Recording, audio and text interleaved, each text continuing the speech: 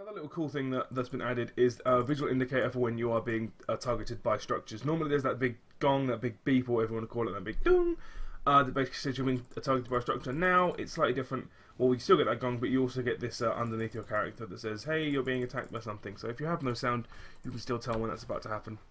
So one of the other cool things is they've added back a lot of buff timers, a lot of indicators back onto your hero's portrait frame, which is down here, giving you some more information. So now you have Regen Master, which if I quickly grab this Regen Globe, you'll see where the stack appears. So you'll see now if you mouse over it, it says what your bonus health regen is. It basically gives you a nice little indicator of what you're doing at. And this is focused attack, so it says that your next basic attack will do 75% additional damage. And when I attack, there it goes. And so you see it going on the cooldown there. So I think that's actually really, really nice to put out. It shows that they're actually listening to what the community wants, and it gives a real good, nice indicator of what everyone actually wants to make. See, I have 2 stacks of Regen Master, and that will go to 3, 4, whatever when I get the additional ones. And of course, Focus Attack comes up there, and now it's ready, so now I can use it again. So it's really nice, and it shows you the actual cooldown of what your healing fountain is left. So these little things are really going to help with specific heroes that have Focused Attack centric builds, and heroes that really use it, as well as heroes that want to keep an eye on their stacks, as well as other things that could appear down there. Basically, it's just really, really good stuff.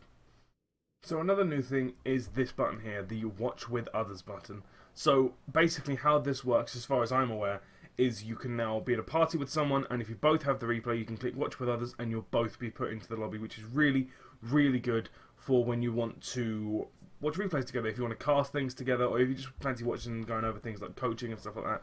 It can be really useful for doing stuff like that. A little thing which is standard in a lot of other MOBAs and is now in Heroes. The one thing they have left to do is to put in a spectator mode, and once they put in a spectator mode, you can really expect a lot of esports plugging, a lot of esports kind of integration within the game to come through.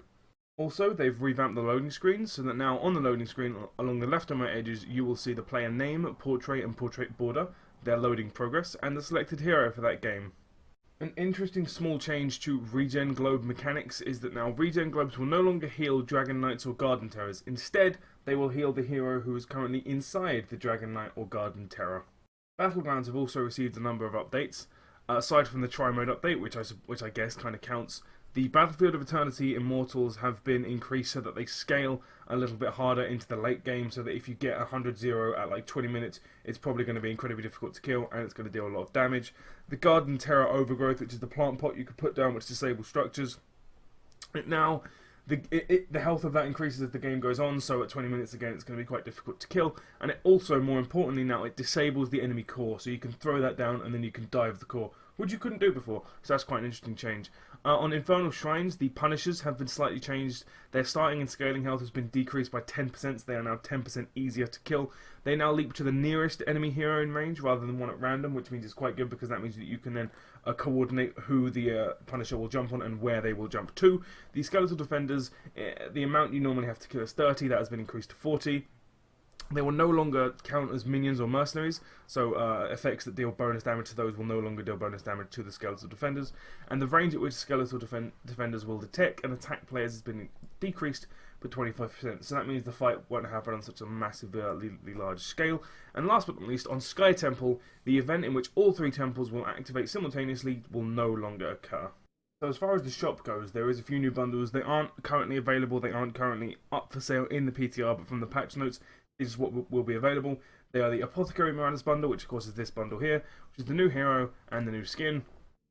There is the Martial Rainer bundle, which isn't available here, but that will be the Rainer, Martial Rainer, and the Marshal's Outrider bundle. There will be the Altered Fates bundle and the Altered Fates Ultimate bundle. Both of those bundles, there'll be more details on if you visit my patch notes, release dates, and more video. If you take a look at the mounts page, you can see every single mount in the game, including like the Hearthstone card, the reindeer, just the standard horse, which everyone has, the Nexus Charger, even things like Mechamorph and Terror Charge, which are hero-specific mounts, which is very interesting. A couple of things that you can't see here will be the Void Speeder and the Martial Outrider, which is kind of interesting, and I'm not entirely sure why they're not there, but they aren't, but they will be available on this patch. A couple of other things to be aware of is that the price of Chen and Tyrael has gone down. Chen has been dropped to 4,000 gold, I believe. No, Chen has been reduced to 7,000 gold, and Tyrael has been reduced to 4,000 gold. So, if you want to pick those heroes up, pick them up after the patch when you'll be able to get them for a little bit cheaper. A couple of new skins that are available. This is obviously standard because the new patch will be the Apothecary Morales, the Lieutenant Morales Master Skin, and the Marshal Rainer. Now, unfortunately, we can't have access to the Marshal Rainer, so we don't know how that looks. Nor do we have access to the Master Lieutenant Morales skin. But if you look at the in progress, what's it called? In development video on the Heroes of the Storm YouTube channel, you can see a very nice, very detailed picture of how those things look, and you can really get an idea of how they are. So the last thing they've added, which is quite interesting, is an end-of-game survey. So the players will now have a chance to receive a one-question survey following Hero League, Team League, and Quick Match. Survey questions will ask players to give a rating from 1 to 5 stars on a variety of game-related topics. These surveys will help us continue making improvements to Heroes of the Storm with future updates. That was directly from the patch notes. I'm interested to see how that works out. I imagine it'll be like how was connection issues, how were frame drops, stuff like that. I haven't had a real chance to check out any of that stuff to see if that stuff has been fixed yet, but I'll probably check it out later today and let you know. Other than that, this has been the patch notes, the more not balanced changes, what else is new kind of thing.